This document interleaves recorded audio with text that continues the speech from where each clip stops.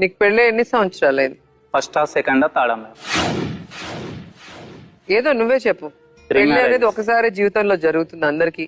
నా life set చేసుకోవడానికే అందరికి life set చేసుకోవడానికి పెళ్లి చేసుకుంటారు, కానీ పెళ్లిళ్ళు చేసుకోరు. పెళ్లిళ్ళు చేసుకోరు, కానీ ఉన్నోళ్ళు కరెక్ట్ ఉంటే అయిపోతుంది కదా. ఏం చేసింది నీ మొదటి భార్య? ఇది ఫ్యామిలీ మ్యాటర్స్, చిన్న చిన్నవి, ఆ పెద్దవి కూడా కాదు, సొంత మరదలు. చిన్న గొడవలే, పెద్ద గొడవలు కాదని చాలా కేర్లెస్ గా మాట్లాడుతున్నావు. నేనేం తప్పు చేయలే. ఏం తప్పు చేయలేదా? ఏం మాట్లాడడం, నువ్వే చెప్తే అది ఏంటి? ఎవరితో మాట్లాడుతున్నావు అనుకుంటున్నావు? మాట్లాడుతున్నా. ఇక్కడ మాట్లాడు. ఇక్కడికి వచ్చావు, మీ ఇల్లు కాదు ఇది. మా ఊరికి వచ్చిండు ఆయన. ఎందుకు వచ్చాడు? మా తాత చనిపోతే వచ్చిండు.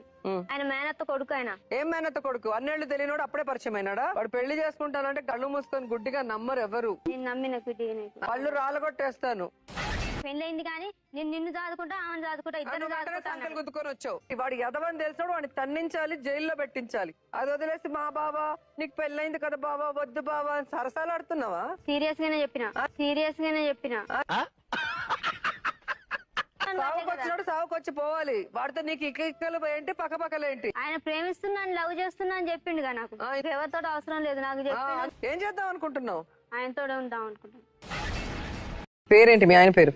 ఆయన పేరండి ఏదో పేరని మర్చిపోయాను. ఏదో పేరని మర్చిపోయావా, లేకపోతే ఎంత మందితో సంబంధాలు పెట్టండి? రాజేనండి పేరు. రాజండి. రాజు. ఎన్నేళ్ళు ఉన్నావు ఆయనతో? 2 సంవత్సరాలండి. 2 సంవత్సరాలు. మీ ఇద్దరు పిల్లలు పుట్టారా? ఇప్పుడు బాబు పుట్టాడండి. నేనేమడిగానమ్మా? చెప్పారండి. నానికి కళ్ళు రాలగొట్టేస్తా. చూసారా సార్ డబుల్ యాక్షన్. నాని నీ మొగుడు కదుకున్నాడు. నీకు పెళ్లి ఎవరితో అయింది అని అడిగాను. అదే రాజండి. రాజు ఎవడో తెలియదు, పేరు గుర్తులేదు.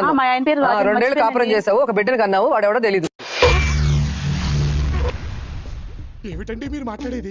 తాత చెప్పాడు కాబట్టి నువ్వు చేసావు. ఆ ఆత్మ నీకు వచ్చి చెప్పింది. ఆత్మ ఎప్పుడు నాతో మాట్లాడుతూ ఉంటదండి.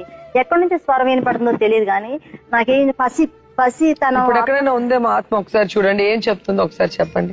ఆత్మ ఎవరు కనపడదు, నాకే కనపడదు. మాకు కనిపిదు. మీరు పిలిపించి ఏం చెప్తుందో ఒకసారి విని మాకు చెప్పండి.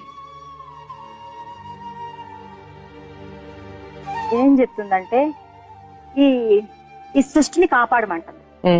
ఈ సృష్టిని కాపాడు అని చెప్తుంది మేడం. ఏ విధంగా?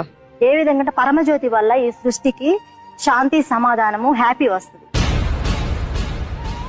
కాబట్టి అతనితో కలవమని, అతను పెళ్లి చేసుకోమని చెప్తుంది. మీ హస్బెండ్ పేరు అడుగుతుంది. మా హస్బెండ్ పేరా? ఫస్ట్ ఆయన పేరా? ఫస్ట్ ఆయనే హస్బెండ్, ఈయన హస్బెండ్ కాదు.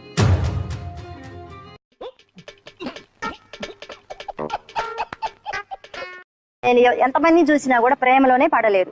ఎంతమందిని చూసినా కూడా. కానీ ఆ పరమజ్యోతి మనిషిని చూసినాక అతనిలో ఏంటో, అతని కళ్ళల్లో చక్రాలు, అతని కళ్ళల్లో కళ్ళు పెట్టి లోతుగా చూశాడండి.